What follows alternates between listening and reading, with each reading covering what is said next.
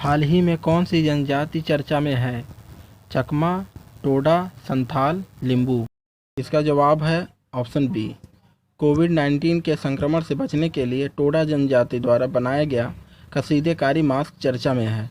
इस मास्क में टोडा कलाकारी से एम्ब्रॉयडरी की गई है।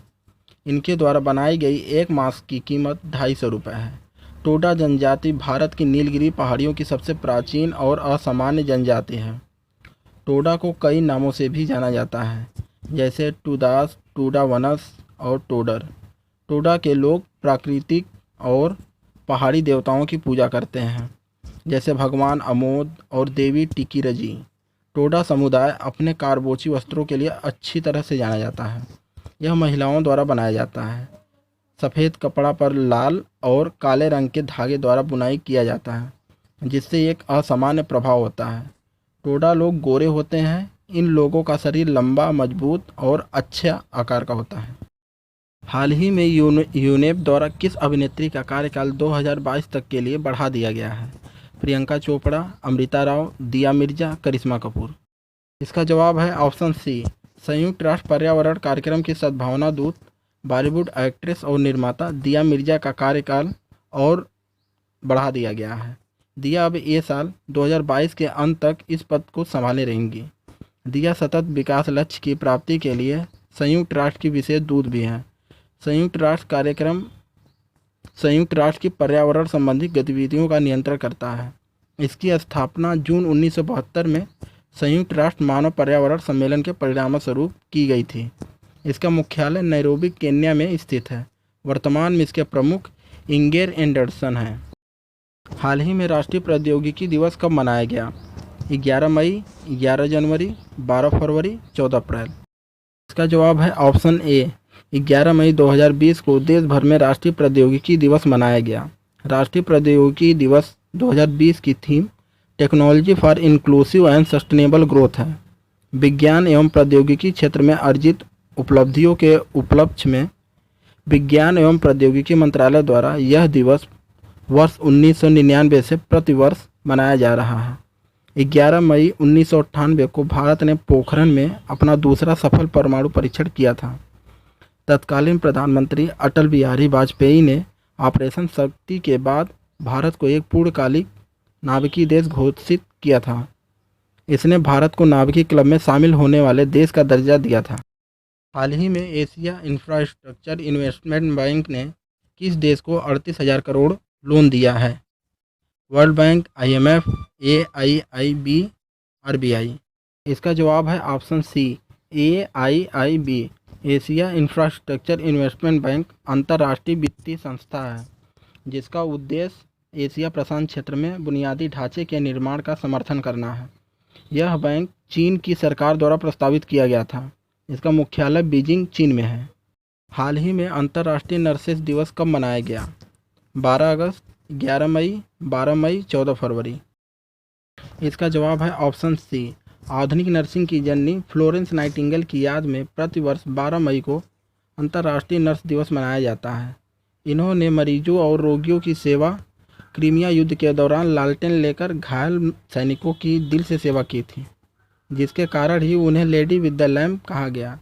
इस बार अंतर्राष्ट्रीय नर्स दिवस 2020 की theme nurse a voice to lead nursing the world to health रखी गई है। डिफेंस रिसर्च अल्ट्रावायलेट सैनिटाइजर किसके द्वारा बनाया गया है? ISRO, NASA, SpaceX, DRDO। इसका जवाब है option D, DRDO। Corona virus संक्रमण की रोकथाम के लिए DRDO की एक प्रीमियम लैब RCI, जिसका पूरा नाम है रिसर्च सेंटर इमारत, ने एक ऑटोमेटेड कॉन्टैक्टलेस UV सिस्टम विकसित किया है, जिसका नाम डिफेंस रिसर्च अल्ट्रावायलेट सैनिटाइजर रखा गया है। यह डिवाइस डोर ओपनिंग और क्लोजिंग मैकेनिज्म पर काम करता है। ध्रुव की खासियत है कि यह कैबिनेट के अंदर रखी किसी भी चीज़ को UVC का 360 डिग्री एक्सपोजर देता है। सैनिटाइजेशन की प्रक्रिया पूरी होने के बाद सिस्टम स्लीप मोड में चला जाता है। ऐसे में इस कैबिनेट को ऑपरेट करने वाले व्यक्ति को मशीन के पास रहने की ज़रूरत नहीं है। इसके अलावा RCI ने एक automatic UVC currency sanitiser device notes clean भी तैयार किया है। इसमें नोटों के बंडल को ध्रुव की मदद से सैनिटाइजिंग किया जा सकता है। एक एक नोट को निकाल कर सैनिटाइज करना काफ़ी मुश्किल काम है। ऐसे में इस तकनीक का इस्तेमाल काफ़ी मददगार साबित होगा। हाल ही में किसके द्वारा एक वेबिनार सीरीज शुरू किया गया है? पर्यटन मंत्रालय, अमेजन प्राइम, हॉटस्टार, नेटफ्लिक्स। इसका जवाब है ऑप्शन ए, संस्कृति एवं पर्यटन मंत्रालय द्वारा 14 अप्रैल 2020 को देखो अपना देश श्रृंखला के तहत वेबिनार कार्यक्रम की शुरुआत की गई है। इस कार्यक्रम के जरिए लोगों की रुचि जहां पर्यटन के क्षेत्र की ओर भी बनी रहेगी और उन्हें घर बैठे ही भारत की सांस्कृतिक विरासत के दर्शन व उसकी जानकारी भी उपलब्ध हो जाएगी। इससे हमारे अतुल्य भारत की संस्कृति और विरासत की गहरी और विस्तृत जानकारी प्रदान की जा सकेगी। हाल ही में पर्यटन मंत्रालय ने इस वेबिनार सीरीज के 17वें सत्र का आयोजन किया है, जिसका शीर्षक एक्सप्लोरिंग रिवर नीला रखा है। इसका अर्थ होता है नीला नदी की खोज। नीला नदी को भारत पूजा के नाम से भी जाना जाता है। भारतीय नौसेना द्वारा कौन सा मिशन शुरू किया गया है? ऑपरेशन समुद्र सेतु, मिशन सागर, मिशन हिंद महासागर, ए और बी दोनों। इसका जवाब है ऑप्शन डी, ए और बी दोनों। ऑपरेशन समुद्र सेतु कोरोना महामारी की वजह से मालदीव में फंसे भारतीयों को समुद्री मार्ग से घर लाने के लिए यह ऑपरेशन शुरू किया गया है। इसके लिए आईएनएस जलोस एवं आईएनएस मगर को भेजा गया है। मिशन सागर भारतीय नौसेना का जहाज केसरी द्वारा कोरोना महामारी की वजह से मालदीव, मॉरिशस, सेशेल्स, मेडागास्कर और कोमोरोस में फंसे भारतीयों को लाने के लिए यह अभियान शुरू किया गया है। हाल ही में मदर्स डे कब मनाया गया? जनवरी महीने के दूसरे रविवार, फरवरी महीने के दूसरे मंगलवार, मार्च महीने के पहले गुरुवार, मई महीने के दूसरे रविवार। इसका जवाब है ऑप्शन डी, हर साल मई महीने के दूसरे रविवार को यह मनाया जाता है। इसकी शुरुआत 1912 में अमेरिका में शुरू हुई थी। प्रवासी राहत मित्र ऐप किस राज्य सरकार द्वारा शुरू किया गया? बिहार सरकार, गुजरात सरकार, राजस्थान सरकार, उत्तर प्रदेश सरकार। इसका जवाब है ऑप्शन डी, मुख्यमंत्री योगी आदित्यनाथ ने शुक्रवार को प्रवासी राहत मित्र ऐप का लोकार्पण किया।